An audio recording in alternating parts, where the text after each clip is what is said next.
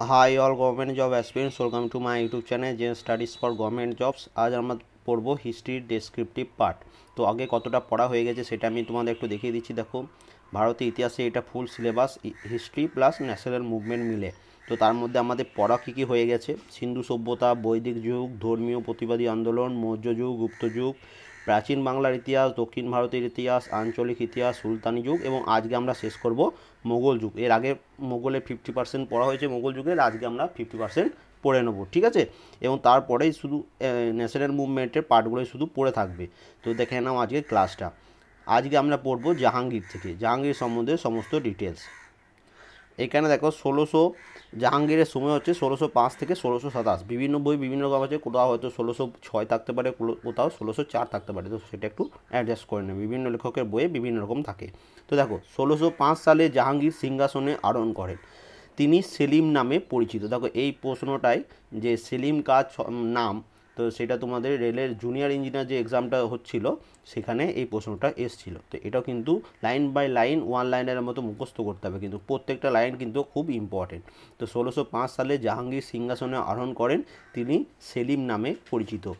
তিনি রাজার কাছে বিচারপ্রার্থীদের জন্য আগ্রা দুর্গে জাঞ্জির ই আদাল স্থাপন করেছিলেন। জাহাঙ্গীর মারওয়ার যোধাবাই এবং ও এক কচ্ছপ রাজকুমারীকে বিবাহ করেছিলেন। পঞ্চম শিখ গুরু অর্জুন দেবের পরামর্শে তার পুত্র খসরু পিতার বিরুদ্ধে বিদ্রোহ করেন। সেই কারণে পঞ্চম শিখ গুরুকে মৃত্যুদণ্ড দিয়েছিলেন। তাহলে অর্জুন দেবকে মৃত্যুদণ্ড কে দিয়েছিলেন সেটাও কিন্তু তোমাদের পরীক্ষায় আসতে পারে। শ্বশুর আসফ খানের সহায়তায় পুত্র খুরম, মনে হচ্ছে যার আসল নাম হচ্ছে শাহজাহান, তার বিরুদ্ধে বিদ্রোহ করেছিলেন। পরে পিতা পুত্রের মধ্যে সমঝোতা হয়ে গেছিল। সেনাধ্যক্ষ মোহাম্মদ খান জাহাঙ্গীরের বিরুদ্ধে বিদ্রোহ করে তাকে অপহরণ করেছিল, কিন্তু নূরজাহানের কূটনৈতিক বুদ্ধির জন্য জাহাঙ্গীর রক্ষা পেয়েছিলেন। জাহাঙ্গীর পড়াশোনা করতে খুবই ভালোবাসতেন। তিনি পার্সি ভাষাতে তার স্মৃতিকথা তুজুক ই জাহাঙ্গীর লিখেছিলেন। তাহলে এই প্রশ্নটা আসবে যে তুজুক ই জাহাঙ্গীর কার লেখা? অ্যান্সার হচ্ছে জাহাঙ্গীরের। এবং এটি কোন ভাষায় লিখিত হয়েছিল? এটি লেখা হয়েছিল পার্সি ভাষায়। তিনি তামাকের ব্যবহার বন্ধ করেন। মোস্ট ইম্পর্ট্যান্ট প্রশ্ন, তামাকের ব্যবহার কে বন্ধ করেছিলেন? জাহাঙ্গীর। মোস্ট ইম্পর্ট্যান্ট কিন্তু, ঠিক আছে? এরপর দেখো, প্রথম জেমস ক্যাপ্টেন হকিংস ও স্যার টমাস রোকে জাহাঙ্গীরের দরবারে পাঠিয়েছিলেন ইংরেজদের জন্য ব্যবসার ক্ষেত্রে বিশেষ কিছু ছুট পাওয়ার আশাতে। কত সালে? 1609 থেকে 1611 মধ্যে। তাহলে এমন প্রশ্ন আসবে যে স্যার টমাস রো কখন কার আমলে ভারতে এসেছিলেন? তো অ্যান্সার কী হচ্ছে? জাহাঙ্গীরের আমলে। এইগুলো কিন্তু সব WBCS এক্সামে এসছে, ঠিক আছে? এগুলো খুব স্ট্যান্ডার্ড লেভেলের কোশ্চেন। তো তারপর দেখো, জাহাঙ্গীর কাশ্মীরের শালিমার বাগ উদ্যান ও আগ্রাতে ইমাদুল্লাহ সমাধি তৈরি করেছিলেন। মনসবদারি প্রথায় তিনি দু আফসলা ও সি আফসলা অন্তর্ভুক্ত ছিলেন। তাহলে এই প্রশ্নটা আসবে, দু আফসলা এবং সি আফসলা অন্তর্ভুক্ত কে ছিলেন? জাহাঙ্গীর। তারপরে দেখো, নববর্ষের উৎসবে আগ্রার মিনা বাজারে জাহাঙ্গীর প্রথম নূরজাহানকে দেখেন এবং 1611 সালে তিনি নূরজাহানকে বিবাহ করেছিলেন। 1616 খ্রিস্টাব্দে নূরজাহান নূরমহল উপাধি পান। খসরুকে অন্ধ করে 1620 সালে খুরমের আদেশে বুরহানপুরে তাকে হত্যা করা হয়েছিল। এইটা তো তাদের হিস্ট্রি। এরপর আমরা পড়ব শাহজাহানের সম্বন্ধে। তো শাহজাহানের সময় কখন? 1628 থেকে 1658। বাল্যকালে তার নাম ছিল খুরম। তাহলে এই বাল্যকালে যে নামগুলো ছিল এগুলো কিন্তু তোমাদের মুখস্থ করতে হবে। প্রয়াত পত্নী মমতাজের স্মৃতি উদ্দেশ্যে তিনি তাজমহল তৈরি করেছিলেন। মোহাম্মদ খানকে তিনি 7000 জাটের মানসবদারি ও খান ই খনন উপাধি প্রদান করেছিলেন। 1628-29 সালে বছর গুজ্জর সিং বুন্দেলা বিদ্রোহ করেন, কিন্তু পরে আত্মসমর্পণে বাধ্য হয়েছিলেন। 1630 সালে দাক্ষিণাত্যে দুর্ভিক্ষের সময় পিটার মুন্ডি দেখেছিলেন যে দুর্গতদের ভীষণভাবে রাজকীয় সহায়তা করা হয়। তাহলে পিটার মুন্ডি কার সময় ভারতে এসেছিলেন সেটাও তোমাদের কিন্তু জানতে হবে। শাহজাহানের মানসবদারিতে 1.3, 1.4, 1.5 পদ্ধতি চালু ছিল। 1632 থেকে 54 সাল পর্যন্ত শ্বেত পাথরের তাজমহল নির্মাণ চলেছিল। তিনি দিল্লিতে লালকেল্লা ও জামা মসজিদ তৈরি করেন। তাহলে এই দুটো প্রশ্ন তোমাদের এক্সামে বারবার দেখেছো যে লালকেল্লা কে নির্মাণ করেন, জামা মসজিদ কে নির্মাণ করেন। ও তার আমলেই দিল্লির সপ্তম শহর শাহজাহানাবাদের নির্মাণ করেছিলেন।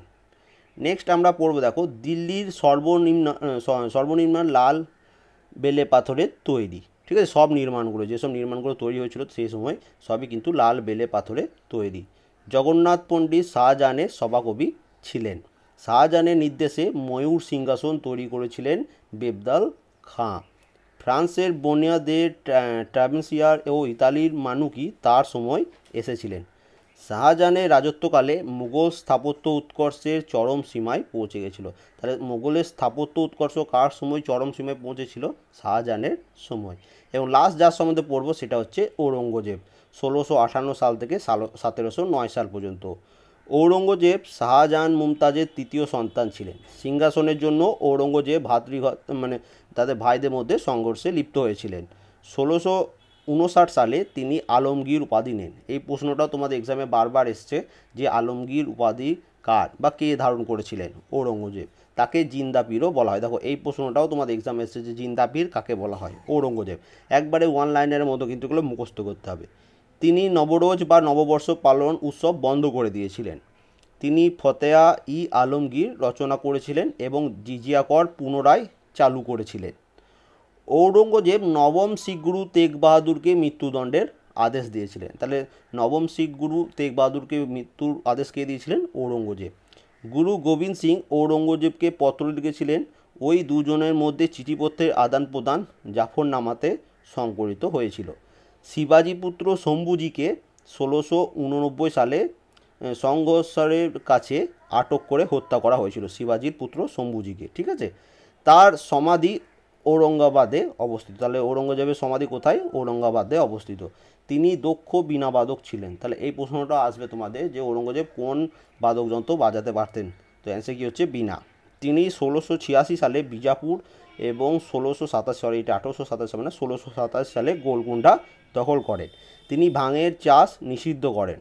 দ্বিতীয় বাহাদুর শাহ হচ্ছেন মুঘল সাম্রাজ্যের শেষ সম্রাট। এই হচ্ছে মুঘল সাম্রাজ্যের সমস্ত ডিটেলস, যেখান থেকে তোমাদের এক্সাম আসতে পারে। ভিডিও ডেসক্রিপশনে প্লেলিস্ট দেওয়া আছে, যারা আগের পার্টগুলো দেখোনি অবশ্যই দেখে নেবে। সম্পূর্ণ হিস্ট্রিটা তোমাদের একবারে ডিটেলসে পড়া হয়ে যাবে। তাহলে যে কোনো এক্সাম দেবে লাইফে, সব এক্সামে কিন্তু খুব কাজে লাগবে। And thank you for watching.